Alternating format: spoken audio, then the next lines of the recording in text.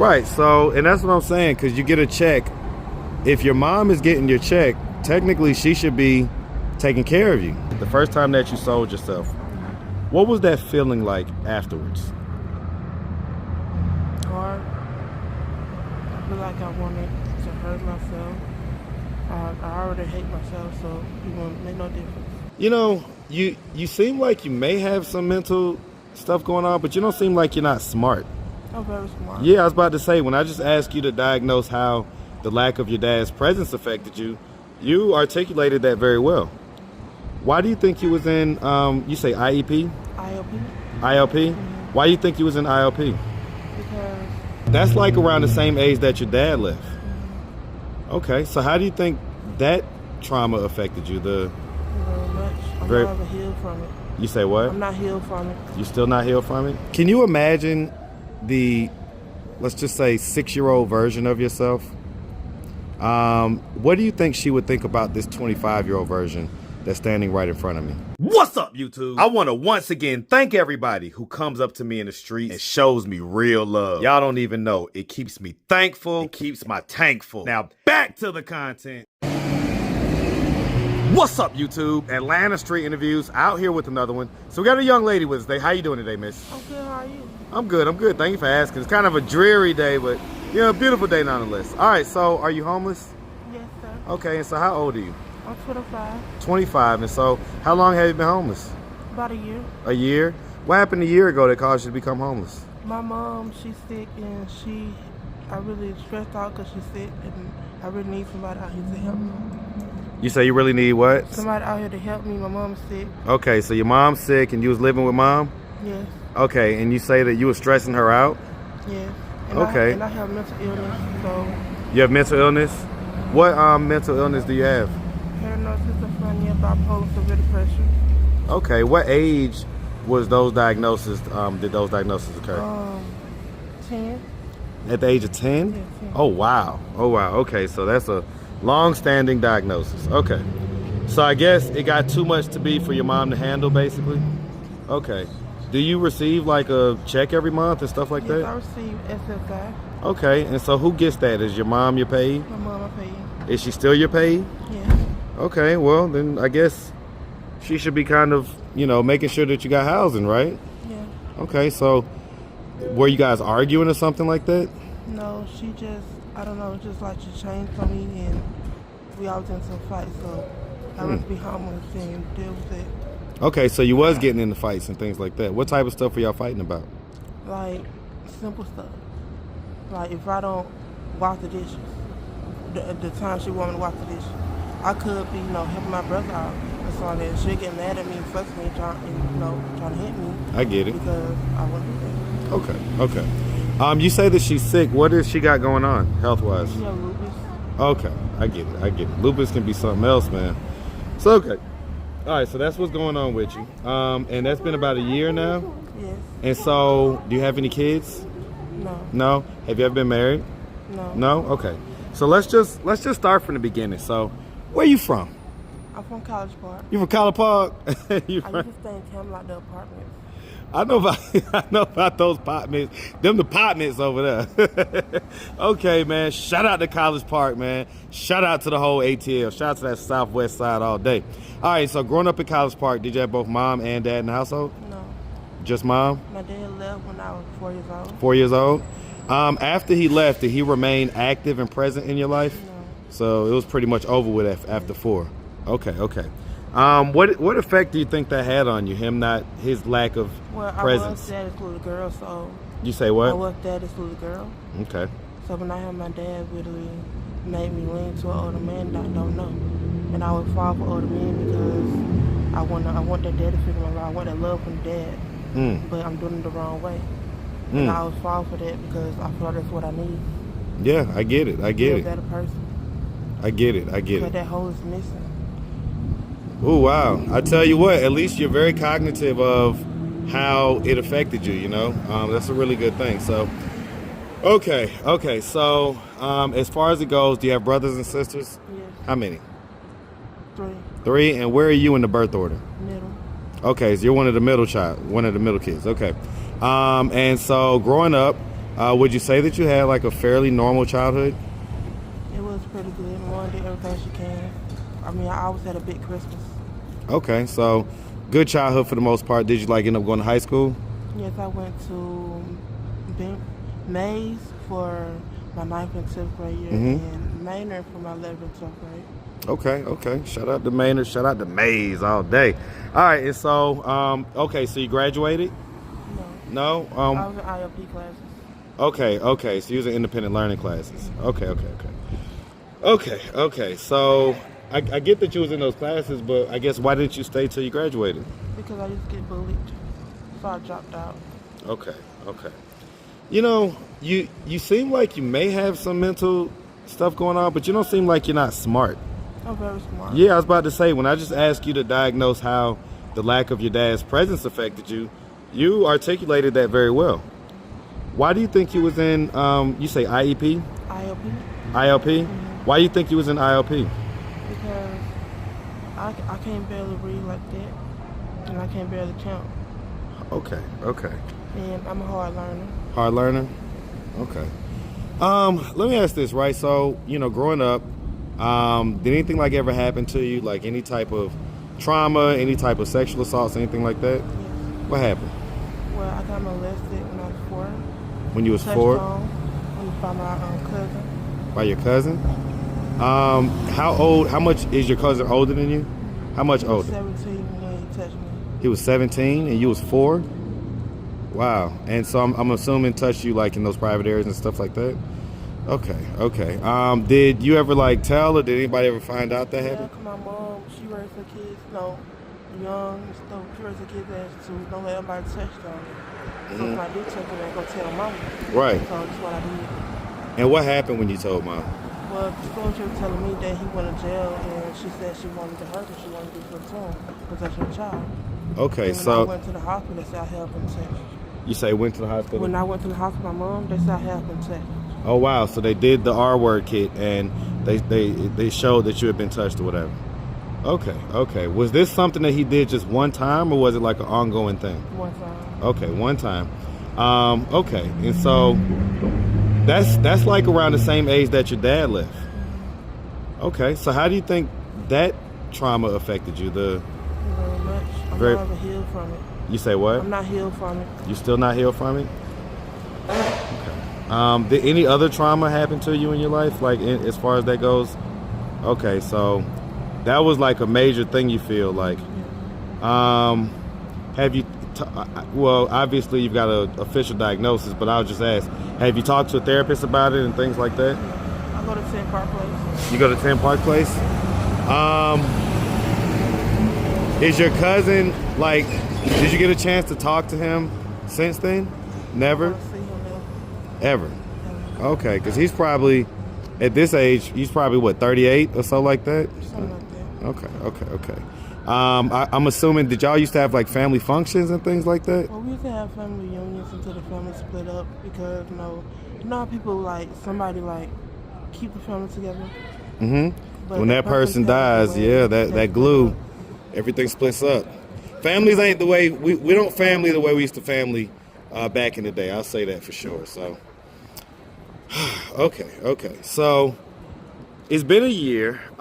You go to 10 Park Place. Have you not been able to get like the resources and things like that? Yes. I get Medicaid, exercise, and I get food stamps. So, are they not able to get you squared away with some type of housing? Well, they can, but I would have to wait a long time. Like, I've been to group homes. Okay, so, well, waiting a long time, that's better than not getting it at all, right? Yeah. So, in other words, like, if you don't wait, what is your plan? Well, my plan is to try to make it and be the strongest person I can be. So let me ask a couple logistical questions. And I do ask for transparency, right, on this channel. Do we have like a thing with drugs or whatever? Yeah. Okay, so are we talking about hard? Yeah. Okay, so how long have we been engaging in the hard? A Couple months. What made you decide to pick that habit up?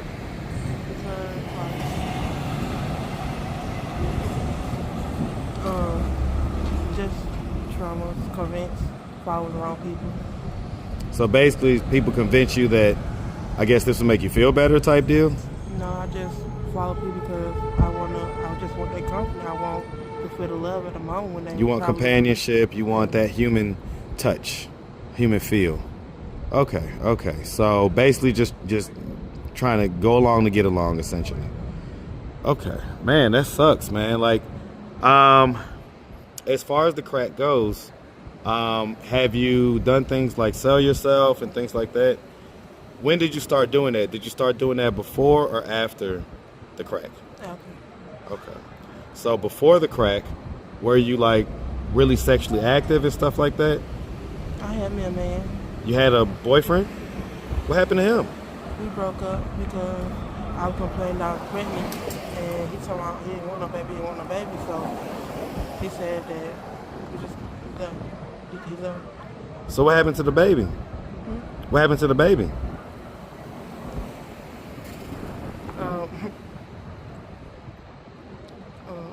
Abortion. Okay, you got an abortion? Down here in Georgia? When was that? Was that like That was a long time. long time ago? When you think about that, does that make you feel some type of way? Why is it? Because I love kids. Love kids? Tell you what, man. So, because I mean, you guys were together. So I'm hearing you wasn't together while you was homeless. Is that what I'm hearing? Mm-hmm. This was before you was homeless? Okay. Did y'all live together? So you wasn't living with your mom at that point? No? I was going back and forth. Back and forth? And so how long were y'all together before you got pregnant? About a year. About a year? So was everything fine up until that point? Man, why do you think... So he just dropped you just because he didn't want to have a kid, basically? Pretty much. Okay. Was that like the only boyfriend you've had? Or you've had more? The only man I ever thought that loved me. Okay, so that was the only like real relationship that you felt like you had. So since you started doing, the hard and started prostituting and stuff like that, the first time that you ever did it, the first time that you sold yourself, what was that feeling like afterwards? Hard. I feel like I wanted to hurt myself. I already hate myself, so it won't make no difference. Did it get easier as time went on, or is it still hard and difficult like that? Still hard and difficult. Okay. Being someone that's addicted, I'm assuming that, what's like the high and the low as far as the prices that you charge? Are we doing stuff? Yes. 20. Okay, so it's as low as $20. So for $20, you'll sell your body. You'll sell yourself. You'll do stuff, whatever it is. Can you imagine the, let's just say, 6-year-old version of yourself? What do you think she would think about this 25-year-old version that's standing right in front of me? Bad thoughts. Bad thoughts? Is there anything inside of you that maybe wants to reconnect with that younger version of yourself to try to maybe like find a reason to stop the addiction and stop this whole thing? What is it going to take for that to happen? Love. And appreciation. And guidance. Mm. And faith. I tell you what. Do you think that your mom loves you? Sometimes yes, and sometimes no. Do you love her? Of course. So why is it that you guys can't like kind of figure it out type deal? I don't know. Have you asked her? No? Well, maybe do that now. You never know who's going to see these videos, right? My channel gets a little bit of spread. If she would have happened to come across this video on YouTube, go ahead and talk to her. Look her dead in the camera and just express yourself to her. Well, I hate I just don't like when we argue or when we're in confusion. I always love you no matter argue, fight, or whatever we say. I just wish things would get better. And love is always in my heart for you. Okay. If she sees that, is she gonna contact me back and be like, well, she's gonna have to get rid of that addiction and she's gonna have to do this, she's gonna have to do that? My mom already know I smoke. Okay, so she knows that you smoke or whatever. How did she find that out? I told her. Okay, you told her. Did you tell her that you sell yourself as well? Yes, she knows. What was her response to that? Obviously, she don't care. How does that make you feel? Sad. All right. Ooh, I tell you what.